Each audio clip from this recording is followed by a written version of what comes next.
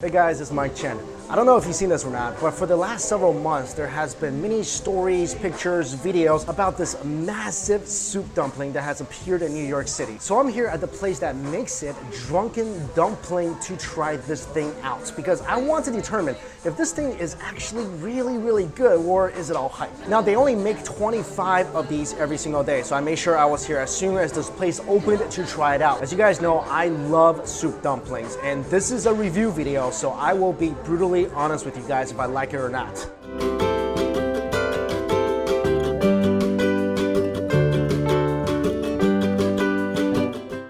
Well, here it is, the ginormous soup dumpling. It's definitely XL size, so I got a regular basket of soup dumplings to compare. These are the regular ones. This is the Gigantor. These are the kids. This is the grandfather. These are the, you get the point, it's massive. And if you can see here, you can see all the soup kind of wobbling around in there. And what they did was they gave me a straw, and I'm supposed to kind of pierce the skin a little bit and then drink the soup first. This is the biggest soup dumpling zit I have ever seen, and now I'm gonna pop it. It says to lightly pierce, twist and pierce the skin with the straw. So from the top, so let's do that right now. And I have, wait, still in the dough section. This dough is tougher than it looks. I thought this would be like a really paper thin dough, and if you pop it, it'll be like a giant zit and explode all over, but this is actually quite a tough dough. And we have entry. There we go. It's so weird. I feel like I'm drinking a bubble tea right now. Wow. Gotta be careful. It is burning hot soup inside. First impression, there's a lot of seafood flavor in this. And that's kind of throwing me off a little bit because usually soup dumplings are made of pork and you get a nice porky flavor, and this is very seafoody. That doesn't mean it's bad. It's just different from all the other soup dumpling soups I've ever had. The soup itself, I feel like definitely needs some vinegar, which they provided. And they were nice enough to grant me some hot oil excess as well. So I'm gonna perform a delicate surgical maneuver and suck some soup into the straw. Hold the top, extract the soup from the straw and put it into my spoon here. Dump some vinegar into it and try the soup like this.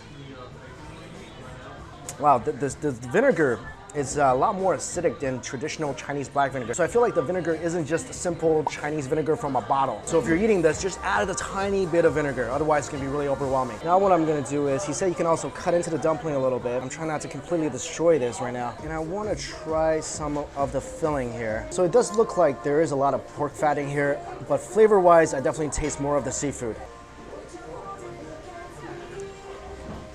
The pork has a nice, fresh, clean flavor. It's very distinct. I feel like this is the first time ever since eating soup dumplings that I could tell how nice the pork meat quality is. Now I got a spoonful of dough and some of the filling. All right, the dough, especially the top, very thick. That's to be expected because it is a massive bun. But other than that, it's chewy, it's spongy, got a good texture. I'm just gonna go ahead and slurp up all the soup.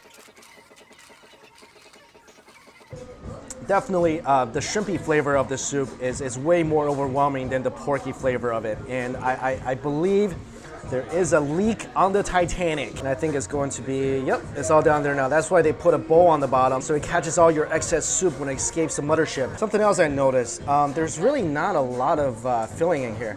This, I mean, I think I took a little piece of the filling, but this is basically it. And if I poke at it here, and if I dissect this a little bit, yep, oh, there's a shrimp inside. So outside there's pork, and there's a whole shrimp inside. That's pretty cool.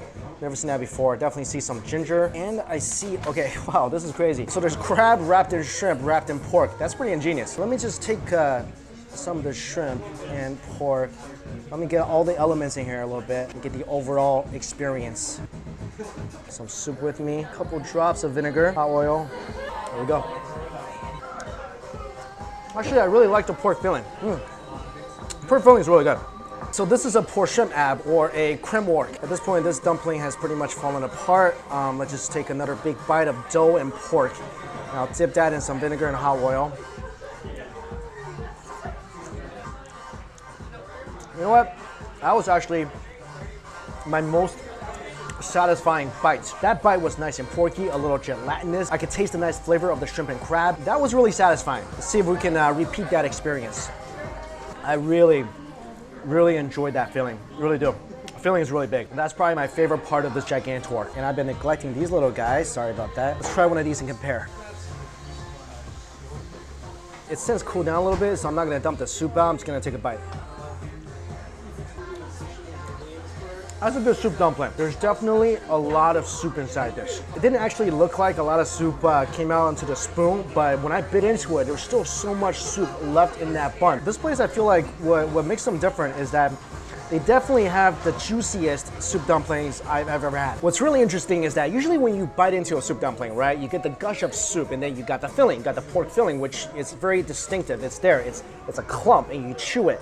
But here, I feel like somehow they met inside the bun. They got to know each other, I don't know, from plentyofdumplings.com. They started dating and then they got married because they are the soup and the dough is so integrated within each other.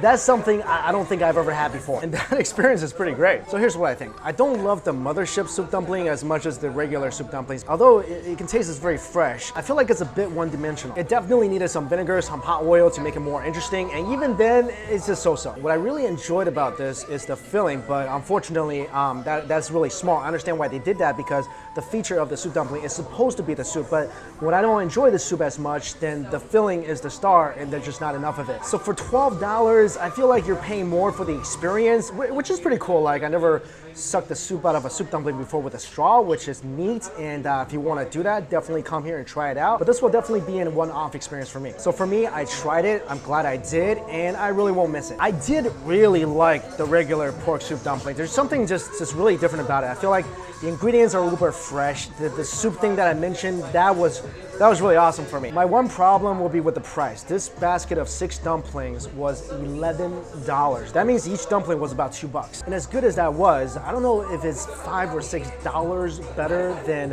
what I would find in Flushing. All that aside, I did really enjoy the soup dumplings here. Like I said, I felt like it was definitely the juiciest soup dumpling I ever had. You could tell they used a lot of good quality ingredients. And I get because of that, in this place's location, everything's gonna be pricier, but I feel like it's a lot pricier. So I would say, yeah, come try this place out. Just get ready to spend some money. All right, guys, thank you all so much for watching.